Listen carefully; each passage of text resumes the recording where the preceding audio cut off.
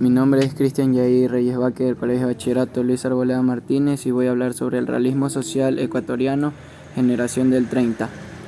Los narradores guayaquileños de la década de los años 30 del siglo XX son, sin duda, básicos en la búsqueda de nuestras raíces y en la modernización de nuestra expresión escrita. En el primer aspecto, tres son los aportes del llamado Grupo de Guayaquil: el rescate del habla popular, el sustento en lo autóctono y el tránsito de lo rural a lo urbano. Dentro de un realismo de mayor espesor y apertura, Pablo Palacio, un contemporáneo de ellos, fue siempre urbano. Alejandro Moreano, agudo analista quiteño, enuncia los dos primeros puntos en los siguientes términos.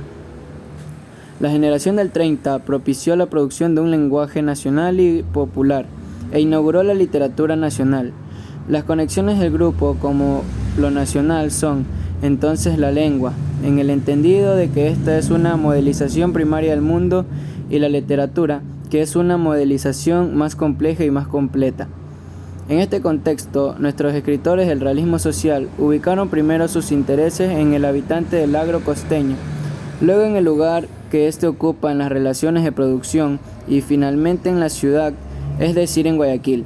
Este desplazamiento es nítido y se marca con los siguientes libros claves: Los que se van, Los Sangurimas de la Cuadra, que nos presenta el hacendado Montubio, Nuestro Pan, de Gil Gilbert, localizado en la producción y comercialización del arroz, y Las Cruces sobre el Agua, de Gallegos Lara, que es la novela de Guayaquil de su conformación popular y del 15 de noviembre.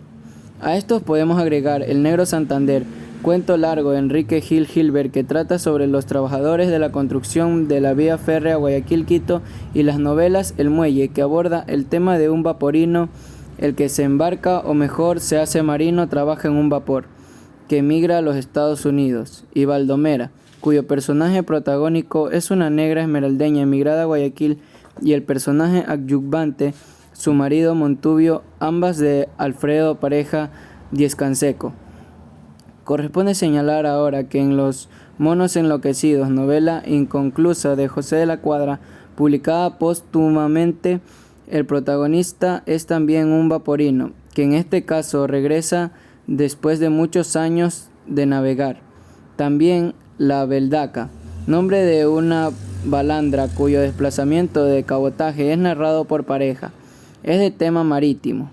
Agustín Cueva dice equivocadamente que La Veldaca trata sobre los barqueros fluviales de la costa. De esta manera, los narradores del Grupo de Guayaquil marcaron varios de los factores que han contribuido a conformar la identidad de los guayaquileños. Parten del Montubio para subrayar después nuestra condición de agroexportadores y comerciantes, de habitantes de una ciudad, de inmigrados y vaporinos, de inmigrados y nostálgicos. La generación del 30 se caracteriza por incorporar en la narrativa al hombre diario y su tierra. Se buscó definir el sentido nacional de la cultura. Esta búsqueda de una identidad se produjo en un acercamiento a la condición humana del Montubio, el cholo, el indio, el obrero. La literatura quiere denunciar, protestar y reclamar por la explotación y la injusticia. Los escritores del 30 se rebelaron contra el lenguaje heredado de la tradición literaria española. El tema central de la narrativa de los 30 es el Ecuador. Mayores representantes son Jorge Icaza, Fernando Chávez, Demetrio Aguilera, Adalberto Ortiz. Vamos a hablar sobre Jorge Icaza. Fue un novelista ecuatoriano. Después de graduarse en la Universidad Central del Ecuador, en Colombia, trabajó como escritor y director teatral. Ya había escrito 6 obras teatrales, cuando en 1934 fue publicada su más célebre novela, Huasipungo, que le daría fama internacional y que lo llevaría a ser el escritor ecuatoriano más leído de la historia republicana. Es considerado, junto con el boliviano Alcides Arguedas y los peruanos Ciro Alegría y José María Arguedas, como uno de los máximos representantes del ciclo de la narrativa indigenista del siglo XX.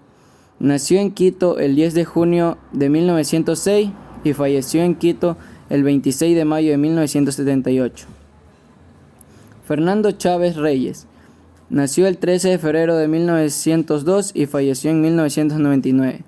Fue un novelista, ensayista y periodista.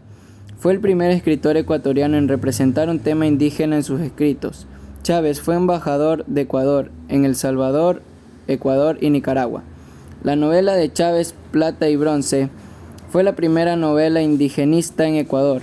Chávez fue influenciado por el novelista boliviano Alcides Arguedas, que en 1919 escribió la novela indigenista Raza de Bronce. Demetrio Aguilera Malta nació en Guayaquil el 24 de mayo de 1909 y falleció en México el 28 de diciembre de 1981. Fue un escritor, cineasta, pintor y diplomático ecuatoriano. Su obra literaria se basa en retratar la realidad de la vida del pueblo montubio y deja una muestra valiosa de su cultura. Entre sus obras más destacadas se encuentran las novelas Don Goyo y Siete Lunas y Siete Serpientes, además de varios relatos incluidos en el libro Los que se van, como El Cholo que se vengó. También cultivó el teatro con obras como El Tigre, Dientes Blancos e Infierno Negro, que lo han dado lugar como una de las más grandes dramaturgos de la literatura ecuatoriana. Adalberto Ortiz, narrador y poeta indigenista ecuatoriano, representante de la negritud ecuatoriana, cuya obra explora en el mundo la cultura y los problemas de esa minoría étnica de su país, limitada a la franja costera de Guayaquil. Estudió en Quito, pero escribió siempre desde la marginalidad. Ejerció el magisterio y representó al país en diversas funciones diplomáticas. Prohibidos sus libros por el gobierno en 1963, emprendió viajes por Europa y Estados Unidos. Gracias.